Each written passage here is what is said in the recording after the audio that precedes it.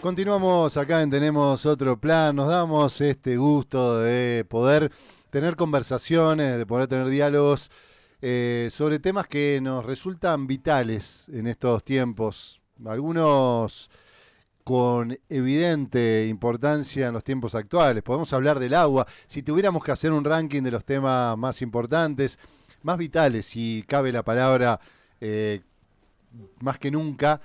El agua se nos ha transformado en la centralidad de la vida, en gran medida por su ausencia, ¿no? Por su falta, por su crisis en los valles serranos en particular, pero en muchos lugares del mundo donde se está debatiendo el tema. Y en nuestras sierras es un tema que venimos debatiendo hace muchos años, pero con una brecha muy grande. Esa brecha es entre, por ejemplo, los estudios científicos, el ámbito científico, el ámbito académico y ámbitos del debate comunitario, socioambiental, que viene hablando de ordenamiento territorial, que viene hablando del cuidado y la gestión participativa del agua, y sectores que a lo mejor podremos reducir en la idea de las gestiones, de la gestión política, que muchas veces por tener que resolver problemas cotidianos, por el atraso también en la resolución de problemas antiguos, bueno, va posponiendo la resolución de esto. Tal vez también porque no siempre es la propaganda, ¿no?, lo que le da rédito, pero bueno, queríamos hablarlo desde diferentes puntos de vista, venimos hablando del tema y hoy convocamos a un geólogo para hablar desde otro ángulo, desde la hidrogeología, de pensar cuál es el camino del agua en una cuenca hídrica. Y Emiliano Rivarola, que es geólogo recibido en la Universidad Nacional de Córdoba, acaba de presentar un trabajo final esta semana para una especialización en gestión de cuencas hidrográficas. Tema, insisto, vital y central para nosotros en nuestra vida cotidiana y que venimos debatiendo en nuestro territorio. Se centró su estudio y su trabajo en la cuenca del río Dolores San Marcos, sobre el que se viene trabajando y que mañana precisamente va a tener cierre con la entrega de diplomas de la Diplomatura en Ordenamiento Territorial. Emiliano, gracias por estar ahí, buen día. A ver si lo tenemos. Ahí no lo estamos pudiendo escuchar, espera. No te estamos escuchando. A ver si los dos canales, a ver si sale por... A ver. Hola, hola. Ahí tenemos, ahí estamos. Emiliano, buen día, gracias por estar ahí. ¿Cómo andás, Federico? Buen día. Gracias a vos y a ustedes por estos espacios de comunicación que me parece que son centrales para abordar estas temáticas y todas las temáticas que los grandes medios no abordan. Así que nada, gracias a vos. Bueno, no abordan, es verdad, y tal vez en una distancia. Mira, justo hicimos hoy una columna sobre otro tema, pero que tiene que ver, ¿no?, sobre la precariedad de la vida, la implosión y la explosión social, ¿no?, la pregunta de cuándo explota todo.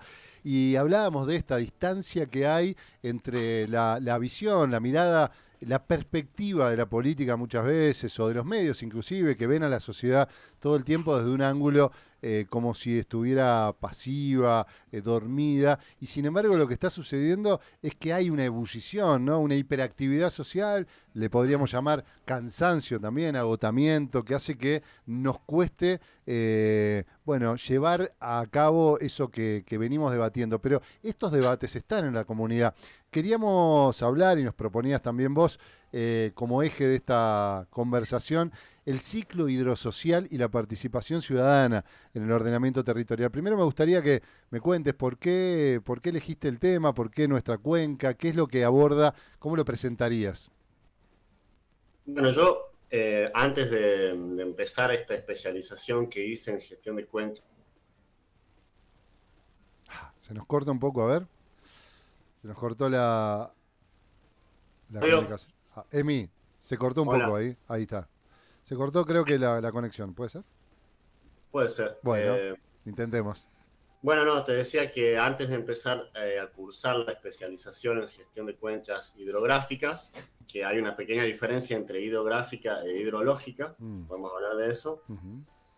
Yo tuve la experiencia de vivir 5 meses y medio en Capilla del Monte. Estuvimos viviendo ahí durante la pandemia, básicamente fuimos a hacer la cuarentena Ja, se nos va. Se nos va la señal. No sabemos, ¿será la nuestra? ¿Será la de él? No, es la de Emiliano. Sí, está teniendo problemas de conectividad, a ver si lo podemos recuperar. Está en línea, pero no lo estamos pudiendo tener su video, su audio. Estamos hablando con Emiliano Rivarola, geólogo que ha hecho su especialización en el ciclo del agua y la participación ciudadana. Dio algunas directrices, porque lo viene trabajando ya hace tiempo ahí lo sumamos desde otro dispositivo, parece. Venía trabajando sobre nuestra cuenca. Ahí nos contabas que pasaste parte de la pandemia acá en Capilla del Monte, Emiliano, sí. Bueno, y ahí tuve la oportunidad de conocer el basural de Capilla del Monte, que hemos ido un par de veces a desechar algunos restos de poda. Y yo estaba recibiéndome de geólogo en ese entonces.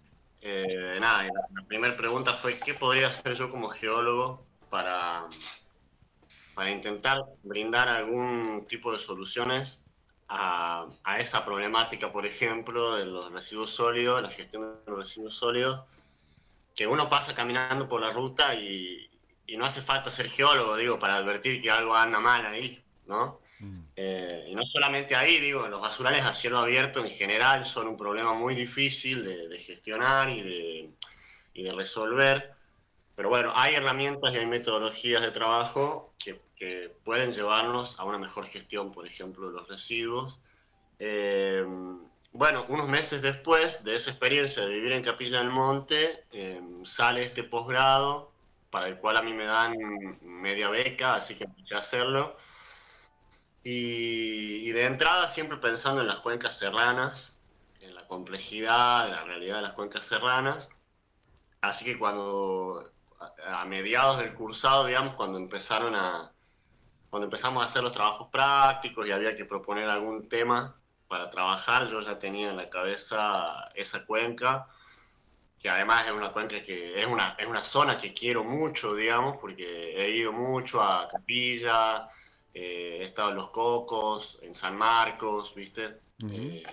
Hay una zona que además de hermosa, nada, yo la percibo como una región muy frágil también, entonces, bueno, nada, siempre me interesó aportar desde mi profesión bueno, a intentar mejorar de alguna forma. No quiero dejar pasar Casualmente, eso. No quiero dejar pasar este factor afectivo que sumaste a esta complejidad, porque me parece que a veces se subestima, ¿no? Y piensa que la ciencia, desde una objetividad pulcra, tiene que encarar estas cosas. Y la verdad es que nace de un afecto también por un lugar. Me parece que la naturaleza en sí tiene que sacarnos de ese lugar tan aséptico que hemos ido incorporando, ¿no? sí, yo creo que una de las cosas que yo más siento cuando salgo de la ciudad es justamente eso, la conexión con la naturaleza, cuando uno está en un paisaje rural, encuentra un equilibrio y una calma que en la ciudad es muy difícil de encontrar y tiene que ver con que estamos súper desenchufados de los ambientes naturales, de los ecosistemas de los cuales formábamos parte y la vida moderna nos va alejando cada vez más. Entonces, nada, para mí es muy importante tener mis momentos y mis espacios de salir de la ciudad para reconectar, ¿no? Con los ríos, con los árboles, con los pájaros. Así que sí, lo difícil es que cuando uno hace ciencia tiene que ser objetivo, entonces hay que dejar la emocionalidad de lado a la hora de analizar los datos, a la hora de escribir sobre todo. Y bueno, por ahí ese sí es un punto que para mí es desafiante porque soy una persona emocional, lo somos todos.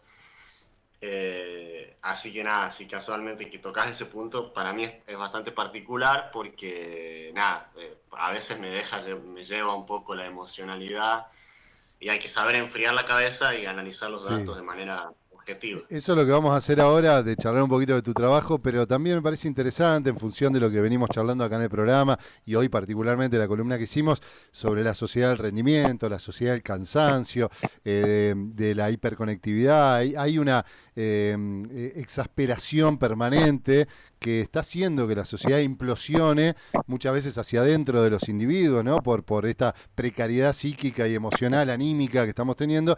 Y ahí es donde yo insisto en que los valles serranos de Córdoba en particular tienen un rol en el mundo actual, ya no un rol solamente de autodefensa, que podría ser ya algo muy importante, por ejemplo, un ordenamiento territorial, sino también de un mensaje hacia una sociedad que está ávida también, o por lo menos una parte de la juventud buscando alternativas a esa precarización de la vida, ¿no? A no tener espacio de descanso, de bienestar personal. Me parece que tenemos que darle un valor extra a todo esto que a lo mejor a veces no terminamos de ser conscientes de lo que significa. Por lo tanto, estos temas de cómo lo cuidamos, cómo cuidamos ese entorno natural y no reproducimos esas lógicas, me parece que es central. Ahora sí, si querés meternos un poco en tu estudio. Bien. Sí, básicamente yo hice un análisis bastante, es una caracterización de la cuenca donde intento abordar la mayor cantidad posible de aristas que tiene el análisis y la caracterización de una cuenca hidrográfica, que a diferencia de una cuenca hidrológica, la cuenca hidrográfica tiene en cuenta los límites geográficos, las actividades antrópicas, todo lo que suceda dentro de una cuenca, ¿no? Cuando uno habla de cuenca hidrológica, solamente se centra en cómo circula el agua. Y no importa qué sociedad hay ahí, si hay o no, cuál es la fauna que hay, por ejemplo. ¿Viste? Es como esa diferencia parece sutil, pero no lo es. De hecho, hay un concepto que es bastante nuevo, que es el concepto de ciclo hidrosocial y de cuenca hidrosocial, porque el ser humano, solo con existir, altera el ciclo del agua. Y lo altera a un nivel, hoy en día lo alteramos a un nivel que ya no es más el ciclo hidrológico que aprendemos en la escuela, que llueve, la gotita de agua va al río, llega al mar, se evapora, hace una nube y vuelve a llover, sino que en el medio pasan muchas cosas y que tienen que ver con nosotros. Y bueno, prácticamente lo que hice fue integrar toda la mayor cantidad de conocimiento e información a la que pude acceder sobre la cuenca del río Dolores San Marcos, que es, bueno, toda la región desde la cumbre hasta la desembocadura del río en el dique Cruz del Eje. Y evidentemente es una cuenca bastante grande y que contiene diversas problemáticas socioambientales y que están asociadas en su mayoría, según mi análisis, a la falta de ordenamiento territorial. Entonces, yo lo que propongo en el trabajo, además de caracterizar la cuenca de una manera a nivel de cuenca bastante generalista, digamos, no me detengo a ver qué pasa específicamente en cada rincón de los cocos, en cada rincón de la cumbre, porque eso es un trabajo mucho más grande, que lleva más tiempo y que debe ser interdisciplinario y debe ser participativo. Esa es una de las anclas que también pongo en el trabajo, de la importancia de las actividades participativas, la participación ciudadana y de la inter, la inter ¿cómo es? La articulación intermunicipal, sí, en el caso de este tipo de cuencas, porque bueno, es muy compleja la realidad de la cuenca de Dolores San Marcos, hay diversas problemáticas, o quizás son las mismas problemáticas, pero que impactan de manera distinta en cada una de las subcuencas que existen y en cada uno de los municipios, y eso depende de las características justamente de cada una de esas pequeñas zonas adentro de la cuenca. Entonces lo que hice en mi trabajo fue básicamente eso, digamos, un análisis geomorfológico de la vegetación, de la ocupación del suelo, las características sociales, por supuesto, y a partir de la integración de todo eso, identificar y describir cuáles son las problemáticas socioambientales, o las principales al menos, en la cuenca y cómo podría abordarse con metodologías básicas, y digo básicas porque a partir de ahí uno puede y debe profundizar en cada una para ir logrando el ordenamiento territorial y el desarrollo sustentable o sostenible de la región. Si, Más o menos. si tuvieras que, a ver, ponderar algunas de esos desafíos. No sé si están ordenados por prioridad, pero si tuvieras que poner los primeros, los más importantes o los que te parecen, tal vez se pueden ordenar de diferente manera. Los prioritarios, pero a lo mejor los prioritarios no son los que se pueden resolver ya, y hay algunos que sí. Bueno, ¿cómo ordenarías esas prioridades? A ver. Yo creo que hay tres problemáticas que son por ahí las más urgentes. Es difícil ponerles un orden jerárquico o prioritario porque las tres son graves y son urgentes. Eh, por un lado, tenemos la escasez de agua, los incendios forestales y la gestión de residuos sólidos urbanos y efluentes. Yo creo que esas tres problemáticas,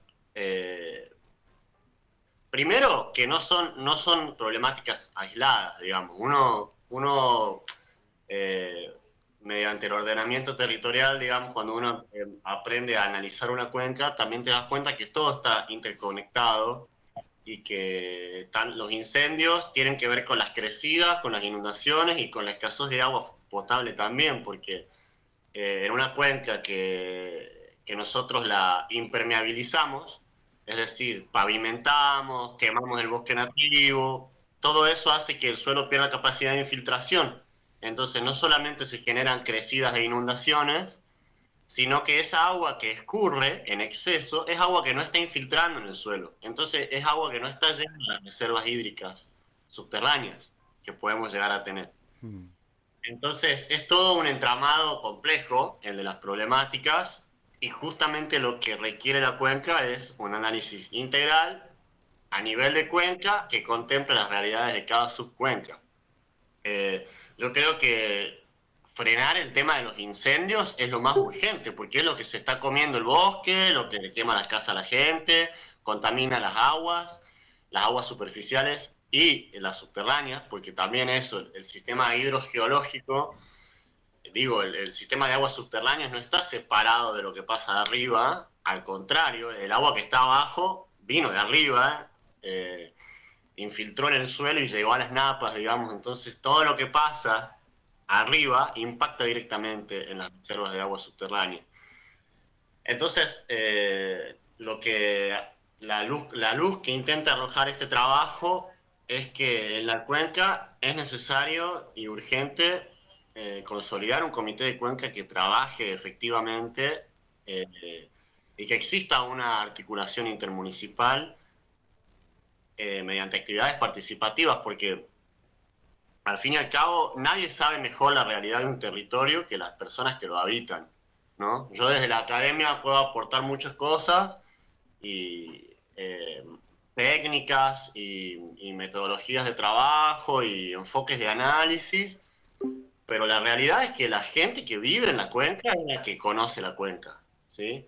Entonces eso, me parece que es una cuenca que también, como al ser una región fuertemente turística, también hay que entender el turismo como una actividad antrópica que impacta y que puede ser altamente contaminante si no se hace bien. Y esas formas de contaminación del turismo, por ejemplo, pueden ser directas o indirectas, ¿no? Pueden ser más inmediatas o más a mediano y largo plazo. Entonces, la idea para tu pregunta es difícil priorizar una de las problemáticas porque en realidad están todas asociadas y todas son importantes de resolver y todas están asociadas con el ordenamiento territorial. Digamos, ¿hasta dónde va a crecer un pueblo? ¿Qué capacidad tiene una subcuenca? ¿Cuánta agua puede producir por año una subcuenca? Y cómo reducimos esa capacidad de producción de agua de una cuenca si le ponemos pavimentos, si sacamos el bosque nativo. Digo, todos esos análisis son estudios específicos que se unen unos a otros y que llevan un tiempo hacerlo y que requieren equipos interdisciplinarios. Entonces, me parece que al final todo decanta en la voluntad política.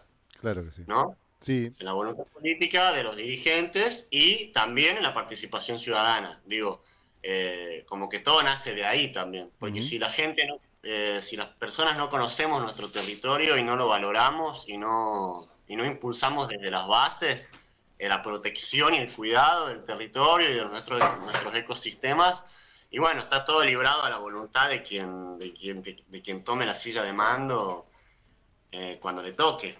Sí. Bueno, mañana tenemos una oportunidad. Mañana, como sabés, estamos cerrando esta diplomatura en ordenamiento territorial que abarcó precisamente esa subcuenca, la cuenca que vos estás nombrando y que además, mirá la importancia de estas cosas, ¿no? Coincidirás en que hay prácticamente nula información.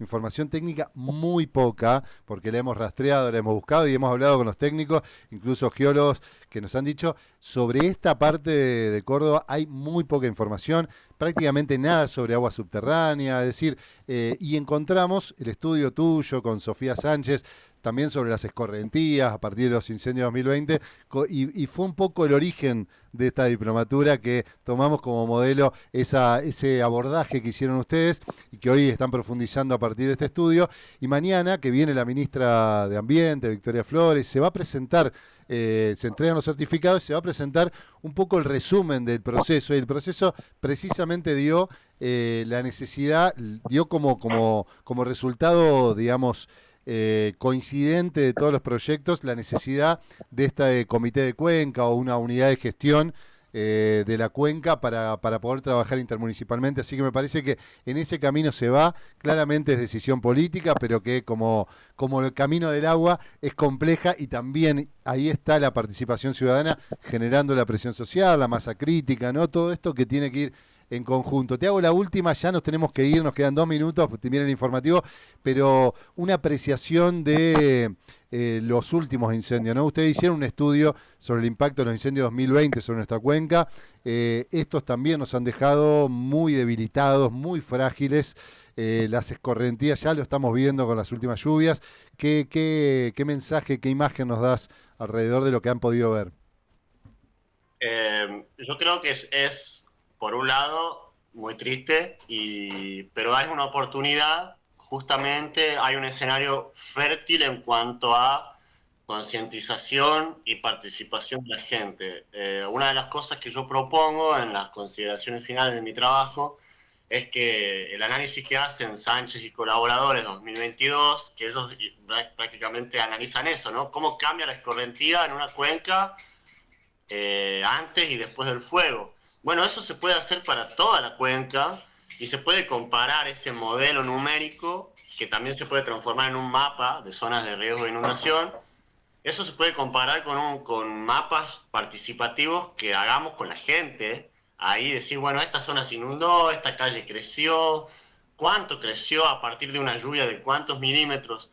Y yo creo que lo que hay que hacer es eso, es comparar los modelos con la realidad mediante actividades participativas, y eso nos va a ayudar a entender mejor la dinámica de las cuencas y a que la gente se apropie de ese entendimiento y de ese conocimiento, que me parece que es la clave para lo que venimos hablando. Entonces, ¿qué decirte? Hay que encontrar la manera de que los sistemas de alerta temprana funcionen, Mm. de que la gente deje de prender fuego en el monte, básicamente, porque al fin y al cabo se reduce a algo tan sencillo como eso. ¿Por qué la gente va y prende fuego el monte nativo? O sea, ¿por qué acceden a incendiarlo? Porque sabemos que más del 90% de los incendios son intencionales y que los mega incendios como los que vivimos este año son claramente intencionales, hay gente imputada.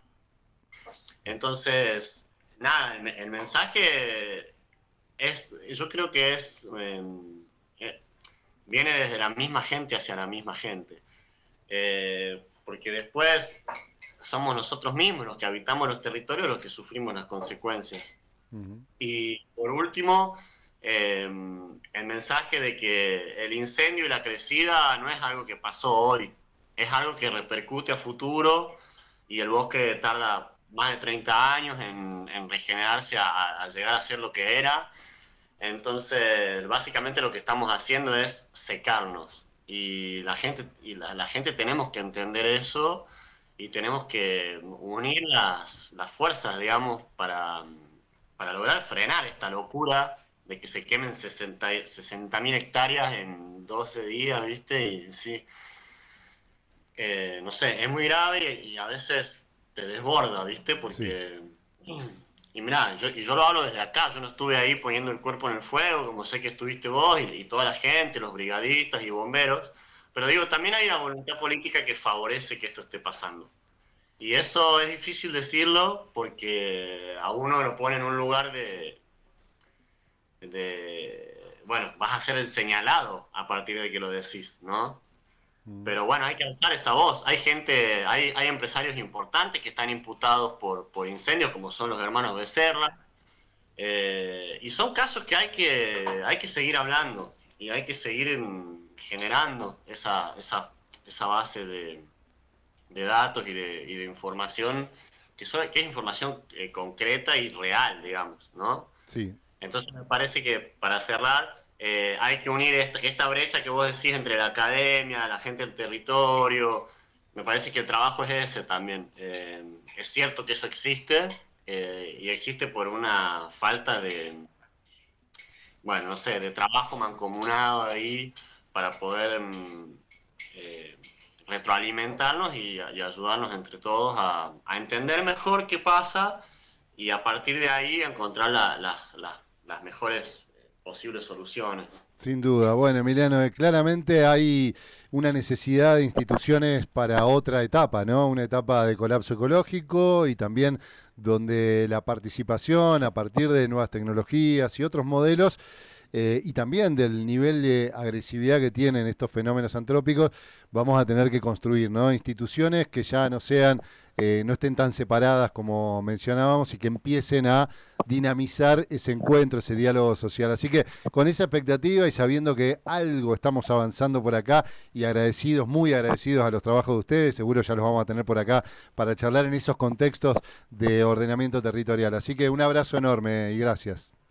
Seguro, gracias a ustedes y felicidades por la iniciativa de la Diplomatura en Ordenamiento Territorial. Ojalá puedan continuarlo y ojalá el año que viene pueda estar por allá aportando un poco más ahí con los pies en la tierra. Bueno, se vienen ya las diplomaturas en otras bioregiones, ya te vamos a estar contando, pero el año que viene se van a lanzar también en otras bioregiones a partir del pedido y de cierto éxito, si uno quiere verlo así, de esta experiencia, así que vamos a estar conectados. Un abrazo grande. Gracias, Fede, hasta luego. Ahí conversábamos con Emiliano Rivarola, geólogo, experto, bueno, se ha dedicado a trabajar en esta cuenca, en hidrográficas, cuencas hidrográficas, ha sido su especialización que ha terminado por estos días a partir de su trabajo sobre la cuenca del río Dolores San Marcos. Nosotros nos vamos, nos despedimos, se quedan con el informativo y nos reencontramos. Ustedes saben que están todas estas entrevistas, videos, columnas, todo tenemos otro plan ahí en nuestra web, también en YouTube, en Una Radio Muchas Voces, la pestaña videos pueden encontrarlo, suscribirse y compartir también estas conversaciones. Que pasen un hermoso día. Chao.